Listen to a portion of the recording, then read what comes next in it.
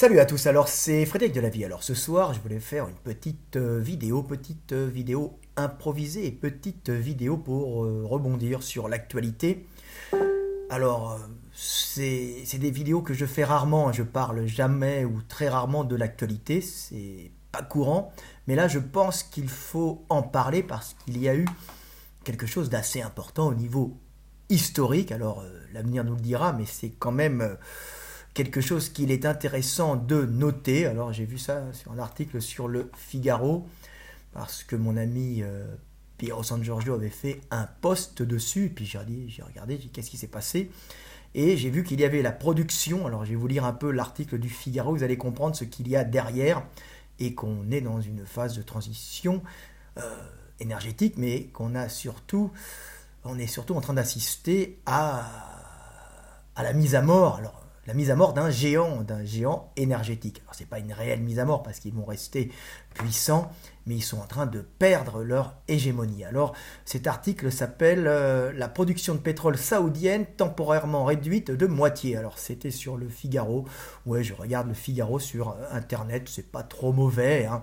Il faut prendre un peu de distance, mais bon, moi qui suis loin de la France, moi je regarde le Figaro, hein. Voilà, je regarde d'autres des fois, hein, en sachant qu'il faut toujours faire attention à ce que disent les journalistes. Donc, la production de pétrole saoudienne temporairement réduite de moitié. Alors, deux importants sites pétroliers du royaume ont fait l'objet d'attaques revendiquées par les rebelles yéménites. Le retour à la normale n'est pas prévu avant plusieurs semaines. C'est une attaque aux conséquences potentiellement mondiales. Samedi 14 septembre, deux sites pétroliers saoudiens ont été pris pour cible par des drones. L'attaque, qui a été revendiquée par les rebelles yéménites, Houthis, a provoqué d'importants incendies. Le groupe pétrolier Aramco, propriétaire des lieux, a dû suspendre provisoirement la production sur les deux sites touchés. Ces installations temporairement mises à l'arrêt produisent en temps normal 5,7 millions de barils par jour, soit une production totale de 10,3 millions de barils par jour selon le rapport de l'OPEP.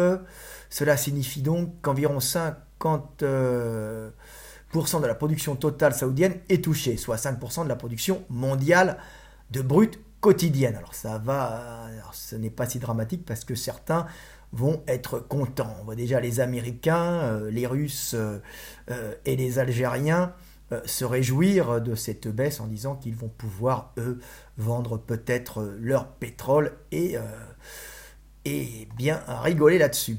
Alors, lire aussi, alors le ministre saoudien de l'énergie, le prince Abdelaziz Ben Salman, a par ailleurs indiqué que les explosions dues aux attaques avaient aussi causé l'interruption de la production d'environ 2 milliards de pieds cubes, 56,6 millions de mètres cubes de gaz associés extraits avec le brut. En conséquence, l'approvisionnement en éthane et en gaz naturel liquéfié va baisser de 50%, a-t-il précisé, ajoutant que l'approvisionnement domestique en carburant, électricité et en eau n'avait pas été affecté.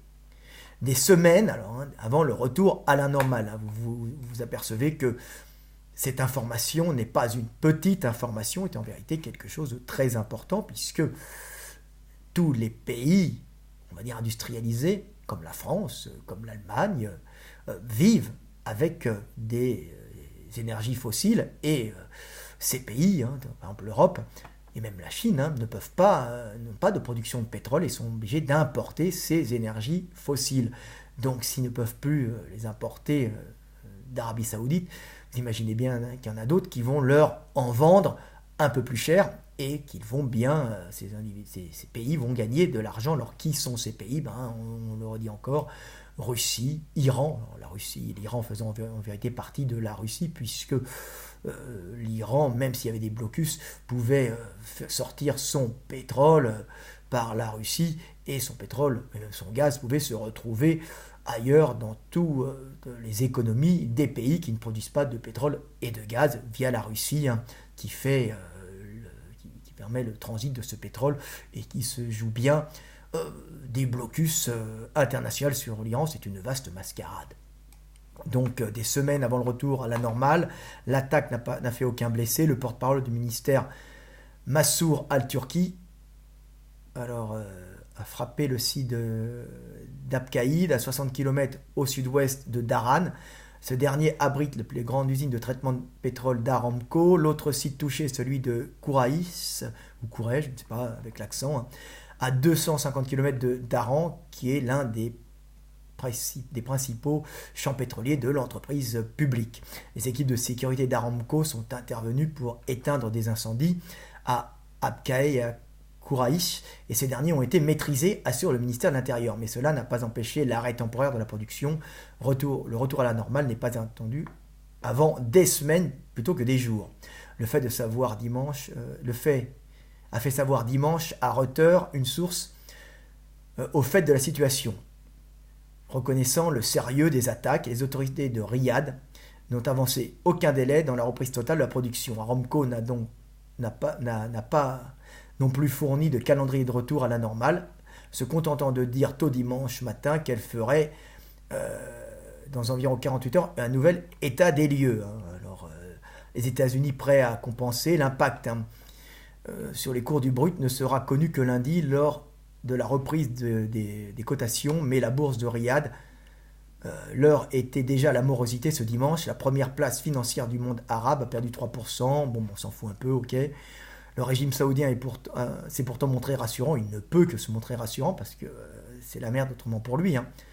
Une partie de la baisse de la production sera compensée pour les clients par les stocks, a indiqué le ministre saoudien d'énergie, le prince Abdel Aziz Ben Salam, dans un communiqué relayé à l'agence officielle SPA. Donc 5 sites de stockage souterrain pouvant contenir des dizaines de millions de barils de différents produits pétroliers raffinés ont été construits dans plusieurs endroits du royaume pour une extraction en cas d'urgence. Donc des armes sophistiquées. En attendant une enquête ouverte, les autorités saoudiennes ont renforcé la sécurité autour des 2 sites visés. Donc voilà, alors la France condamne l'attaque, voilà, bon, la France n'est pas contente.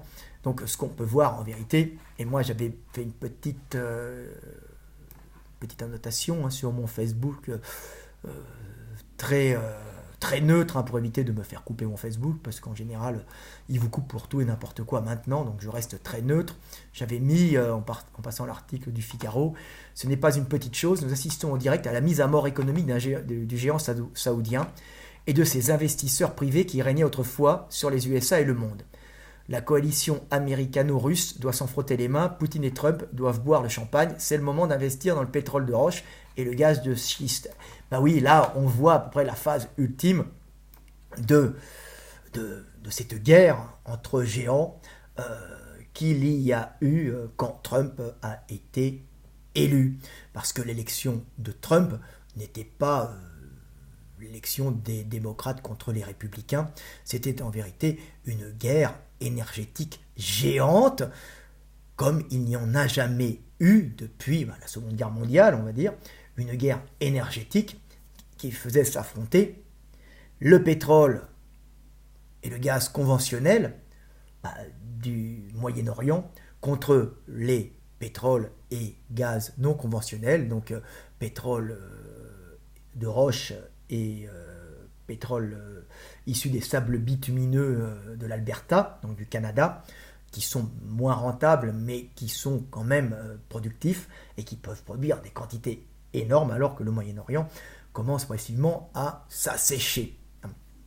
Donc on avait une guerre entre le pétrole et les gaz non conventionnels, pétrole et gaz de schiste, de roche et pétrole de l'Alberta, qui appartiennent à des propriétaires terriens indépendants, et que les pétroles conventionnels, avec leurs actionnaires de Wall Street, avaient essayé de couler en préméditant, en fin de compte, leur faillite. Je vous avais expliqué que l'élection de Trump était une élection qui était aidée par justement tous ces petits indépendants, parce que vous savez qu'en Amérique, le sous-sol, quand vous êtes propriétaire du terrain, le sous-sol vous appartient. Donc vous avez des coalitions de petits propriétaires qui avaient eu à un certain moment des abattements fiscaux et qui avaient fait des prêts à Wall Street, donc des prêts aux banques qui étaient très avantageux, et des abattements fiscaux pour pouvoir avec l'aide donc des Américains, du gouvernement, hein, à l'époque de Bush, hein, Bush père ou Bush fils, je ne me souviens plus, hein, qui leur avait permis de faire des forages, hein, très polluants d'ailleurs, mais qui permettaient de récupérer du pétrole et du gaz de roche, donc pétrole de schiste et du gaz de schiste, ce qui permettait de faire augmenter la production de pétrole américaine, même si elle était financée par de la recherche, parce qu'on n'y avait pas encore la technologie, avec des emprunts hein, aux banques, qu'ils remboursaient, mais qui étaient compensés par le fait que l'État américain n'avait pas mis de fiscalité importante sur ces productions qui appartenaient à des indépendants. Ce qui s'est passé, c'est qu'en vérité, c'était un piège qui avait été tendu à ces indépendants, parce qu'il n'est pas possible de leur reprendre la terre et leur sous-sol, puisque ce sont des gens attachés hein, à leur sous-sol. Les Américains sont très patriotes, nationalistes, attachés à leur terre. Et les pétroles, les gaz conventionnels, voyant arriver leur fin, avaient prémédité un coup de pute, entre guillemets, hein, c'est-à-dire, avec cet accord, avaient dit, écoutez, on va vous financer, puisque derrière les pétroles et les gaz conventionnels et Wall Street, il y a aussi les banques, et ils s'étaient arrangés pour dire, on va vous donner des emprunts pour que vous financiez vos recherches, et comme ça, vous allez... mais eux ne savaient pas que c'était les pétroles et les gaz conventionnels qui étaient derrière, donc c'était les banques, avec l'accord des gaz et des pétroles conventionnels, donc du Moyen-Orient et de leurs actionnaires, c'est du gros pouvoir économique, qui avait autorisé justement ces forages, et le fait qu'il n'y avait pas beaucoup d'impôts. Tout ça, c'était dans le but, en fin de compte, de leur récupérer après à ces propriétaires terriens qui ne voulaient pas vendre, en leur faisant faire faillite. Et comment avait-il commencé à leur faire faillite? En changeant les lois, et d'un seul coup, en retaxant ce pétrole et ce gaz non conventionnel, donc pétrole de roche et gaz de schiste, hein, d'une façon importante, ce qui faisait que les petits propriétaires terriens, endettés jusqu'au cou mais sans fiscalité, pouvaient s'en sortir. Et là, si en plus, et sans imposition plutôt, importante, et si on leur mettait une imposition importante d'un seul coup, ils faisaient faillite, ils étaient obligés de vendre, et qui est-ce qui aurait racheté? C'est les pétroliers et les gaziers conventionnels, avec tous leurs actionnaires hein, privés de Wall Street, des Saoudiens, des Américains privés, j'en passe et des meilleurs, qui auraient pu à ce moment-là, voyant les gaz et pétroles conventionnels se terminer, puisqu'on arrive bientôt, ça va être la fin, pouvaient racheter les terres avec le pétrole de ces petits propriétaires terriens, qui sont très nombreux, et en fin de compte les ruiner et de leur racheter ce pétrole. Malheureusement, Trump est arrivé, la fondation Clinton représentait tous ces investisseurs, hein, et avait prévu de niquer le gaz et le pétrole de schiste hein, et de les couler, mais il y avait Trump qui était avec eux. Hein, Trump était avec eux, avec aussi les Russes qui appuyaient par l'intermédiaire des réseaux sociaux. Hein, oui, ça s'est fait comme ça, c'était une alliance américano-russe contre l'alliance des privés américains, des investisseurs de Wall Street et des pétroles et des gaz conventionnels du Moyen-Orient, où les Américains de Wall Street étaient très impliqués comme actionnaires dans ces pétroles. Donc il n'y avait pas que les familles saoudes, hein, il n'y avait pas tout ça, il y en a pas mal qui étaient dedans, parce qu'on leur fournit des armes et tout, pour regarder ce territoire. C'est tout un micmac. Donc on avait une guerre américano-américaine sur les énergies fossiles. Et les Saoudiens étaient en fin de compte les ennemis énergétiques de ces gaz et de ces pétroles de schiste, qui avaient été boostés à une époque pour pouvoir contrebalancer cette puissance énergétique saoudienne aussi, pour leur dire vous êtes sympa, on est avec vous, mais aussi on fait naître une autre énergie. Hein, et c'était aussi à l'époque pour inonder le marché de pétrole et de gaz, hein, ce qui faisait baisser un peu la production saoudienne, mais c'était surtout pour niquer le voisin russe à l'époque et le faire chuter économiquement, parce que la Russie doit sa grande puissance essentiellement à son sous-sol, à son gaz et à son pétrole. Donc ils avaient, à l'époque de Bush, permis l'extraction de ce pétrole et ce gaz non conventionnel, gaz de schiste, pétrole de roche, du sous-sol, polluant, ok, mais c'était pour pouvoir couler la Russie en inondant, en fin de compte, le monde de ce pétrole associé au pétrole saoudien, mais en faisant aussi baisser la puissance saoudienne, qui est quand même les alliés, mais des alliés dont on se méfie, pour couler l'ennemi russe qui commençait à se développer hein, et à prendre de la puissance. Donc le but c'était de réduire, c'est tout ça, c'est des luttes énergétiques. Hein. Donc on s'est aperçu qu'en fin de compte, la Russie était derrière Trump. Hein, on ne vous l'a pas dit, mais moi je vous le dis, hein, tout simplement. Et qu'en plus, la Russie regorge de pétrole et de gaz de schiste. Et que c'est les Américains qui ont cette technologie d'extraction. Comme on peut voir l'Algérie qui a aussi beaucoup de pétrole et de gaz de schiste. Et ce sont les Américains qui ont la technologie d'extraction. Donc on peut voir qu'on n'a pas fini d'avoir du pétrole et du gaz de schiste. Hein.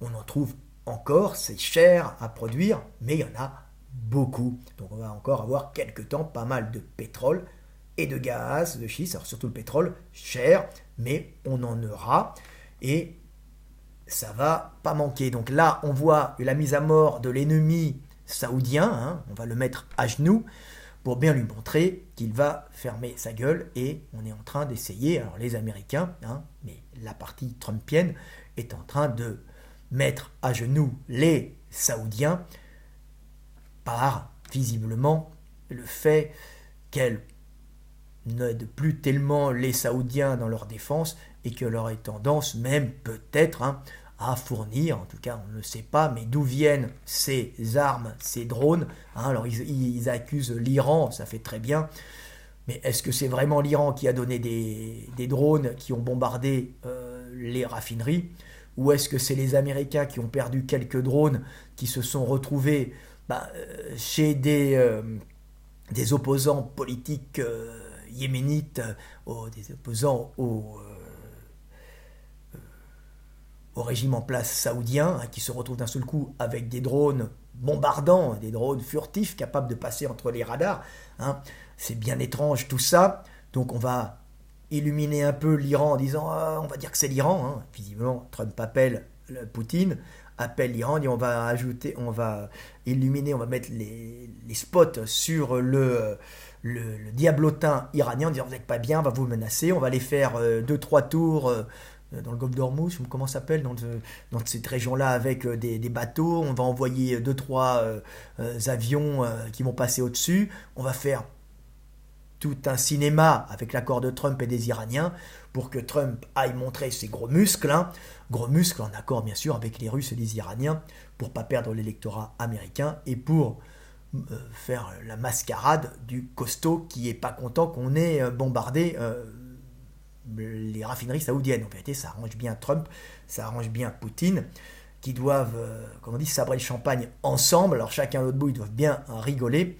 Et les Saoudiens doivent moins rire, et c'est surtout leurs investisseurs étrangers qui doivent moins rigoler, puisqu'ils sont en train de prendre un sacré coup dans la gueule, voyant l'impossibilité de vendre autant de pétrole qu'ils veulent, et on veut voir les actions qui vont baisser, ces actionnaires vont être dans la merde, mais ils avaient essayé eux-mêmes de couler les gaz et les pétroles de schiste, en coulant ces petits indépendants américains pour leur récupérer leurs terres et leur faire vendre, c'est vengeance entre deux groupes énergétiques. Donc ce qui se profile là-dessous, c'est en vérité la mise à mort d'un ennemi énergétique de Trump, on va dire de l'Amérique trumpienne, qui n'est pas l'Amérique clintonienne qui, elle, a les pétroles et les gaz conventionnels et le Moyen-Orient. Donc lutte énergétique entre des puissances énergétiques.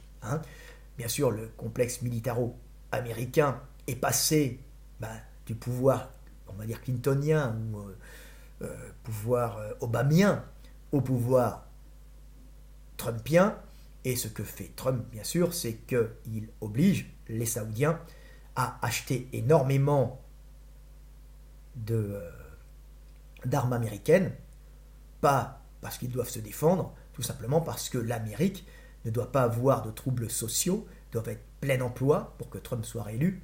Et donc, on force les Saoudiens à acheter plein d'armes américaines qui sont incapables de faire fonctionner puisqu'elles sont hautement technologiques, remplies de puces que les Américains peuvent bloquer quand ils veulent. Et les pauvres Saoudiens ne peuvent pas utiliser ces armes en cas de conflit. Donc voilà ce qui se passe. L'Amérique est en train de couler, l'Amérique trumpienne, les Saoudiens leur disant vous nous achetez nos armes avec le pétrole qu'on va vous acheter. Donc vous nous achetez, alors eux ils impriment du dollar. Oui, parce que même si c'est pas directement l'Amérique l'État américain qui imprime ces dollars, c'est la même chose en vérité. Donc on imprime du dollar, on leur file du dollar papier cul aux Saoudiens, et quand ils les ont dans les mains, on dit maintenant, en échange de leur pétrole, on a oublié un truc. Le dollar, vous nous le rendez et vous nous achetez des armes en grande quantité, énorme, ce qui permet aux Américains de travailler et de voir leur complexe militaro-industriel continuer à produire et à innover pour veiller sur le monde et défendre leurs intérêts. Tout ça en vérité avec l'accord des Russes qui voient aussi leurs intérêts de voir un ennemi économique s'effondrer, ennemi économique de tout temps, qui était le Moyen-Orient, et de s'allier aux Américains, parce que les Américains qui ont la technologie du pétrole et du gaz de schiste, vont s'occuper des grandes réserves de pétrole et de gaz de schiste qui se trouvent en Sibérie centrale et un peu orientale.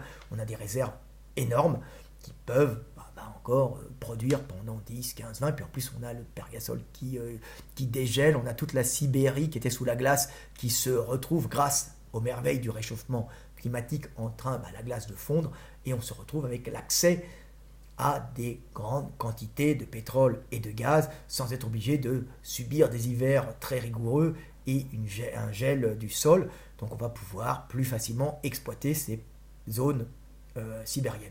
Au Canada, c'est la même chose, c'est aussi des avantages.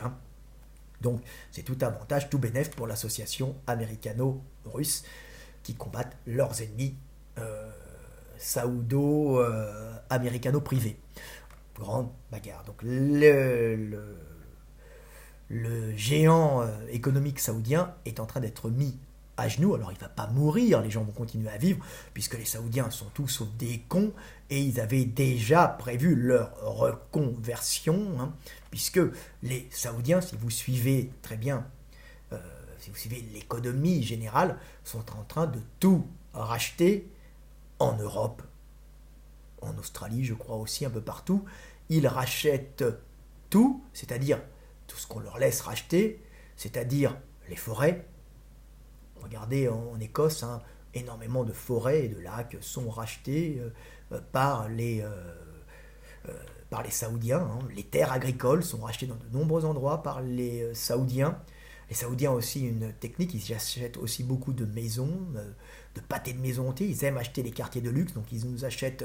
Alors nous, les Français qui vendons, même, on est capable de tout vendre. Nous, le Français vend son cul actuellement au Moyen-Orient, puisqu'il n'y a pas d'unité en France, donc on est en train de vendre les châteaux, les terres agricoles, les monuments historiques, les hôtels de luxe à toutes ces familles princières saoudiennes, qui ont bien raison d'ailleurs de nous les acheter, et qui dépossèdent un peuple français de serfs et de petits bourgeois ou de grands bourgeois, de leurs terres et de leurs monuments. Donc les Saoudiens après n'auront pas forcément, garderont un désert avec des cailloux, une Mecque pour attirer tous les musulmans du monde et gagner beaucoup d'argent sur un tourisme religieux, mais ils auront racheté, quand leur pays ne sera plus qu'un désert avec une attraction touristique religieuse, il leur restera tout de même tout le patrimoine français, un peu anglais, que nous leur aurons vendu. Donc et pas les Américains, eux ils gardent leurs terres, ne vous inquiétez pas, ils sont assez chauvins là-dessus. Donc les Français sont en train de tout vendre, les Saoudiens sont en train de quitter progressivement, en tout cas énergétiquement, l'Arabie Saoudite pour acheter, parce qu'ils savent, ce sont des fins commerçants, ce ne sont pas que des bœufs, ils sont en train de racheter l'Occident, alors pas trop l'Allemagne, parce que l'Allemagne est très protectionniste, mais au moins la France, l'Écosse, l'Angleterre, ils rachètent beaucoup de terres, ils rachètent beaucoup de monuments, et les Français sont en train de perdre beaucoup de choses très importantes qui représentaient l'histoire, et bientôt le peuple français habitera et servira des maîtres orientaux qui ont racheté la terre, les monuments, les hôtels et les maisons, les quartiers de luxe. Un peuple de serfs deviendra un peuple de cire-pompe du Moyen-Orient. À qui la faute? Quand il y a des maîtres, c'est qu'il y a des hommes avec des mentalités d'esclaves. Donc voilà à peu près ce qui s'est passé, voilà ce qui se passe. On voit un changement historique important. On voit une mise à mort d'un État qui, lui, est obligé de partir quand même, un État économique au profit d'autres puissances. On a vraiment un bouleversement énergétique, un bouleversement économique que les médias ne vous montrent pas, mais qui est quand même très très très important. C'est la première fois qu'on a, c'était comme un changement de pôle, on a un changement, on avait les grosses puissances pétrolières et banquières qui tenaient le monde grâce à ce Moyen-Orient énergétique. Maintenant on a l'Amérique de Trump, l'Amérique des gaz et des pétroles de schiste, associée aux Russes qui sont en train de faire une puissance, une nouvelle puissance économique, une grande coalition, une grande paix mondiale que nous avons actuellement. Il n'y a pas de guerre. Le Yémen, bien sûr, est instrumentalisé par sûrement l'Amérique, puisqu'on ne peut pas avoir des drones comme ça. Qui fournit les drones? On vous dira que c'est l'Iran, mais on rigole bien. Voilà, c'était Fred Delavier, paix sur Terre. Vous assistez actuellement à une guerre énergétique mondiale. Une guerre énergétique mondiale entre des ennemis qui étaient amis avant, l'Amérique et la Russie, et les anciens pétroliers et gaziers conventionnels américains associés de leur côté à la finance, une partie de la finance, puisque la finance va se remettre bien sûr de l'autre côté, ils ont leur petite magouille. On abandonne on abandonne ses anciens amis en politique et en énergie. Voilà, c'était Fred Delavier, j'espère que vous avez compris ce qui se passait. Peu de gens vous le diront, parce qu'ils n'ont pas forcément cette vision globale que le Cheikh Delavier a, mais cette vision globale qui sort d'un cerveau analogique puissant, et la vérité que vous entendez actuellement par vos oreilles. Et maintenant, vous êtes des hommes avertis. Paix sur terre, aimez-vous les uns les autres. Nous avons assisté à un changement historique et à la mise à mort du géant saoudien qui restera encore, mais qui va progressivement se dissiper, partir, vivre sa vie en Europe, dans les pays qui lui seront soumis. C'était Fred Delavier, à bientôt. N'oubliez pas, il n'y a ni méchants ni gentils, juste des hommes qui luttent pour l'énergie, de grosses puissances qui se battent pour prendre l'énergie ou la protéger. C'était Fred Delavier, l'énergie est tout, tout est énergie. À bientôt.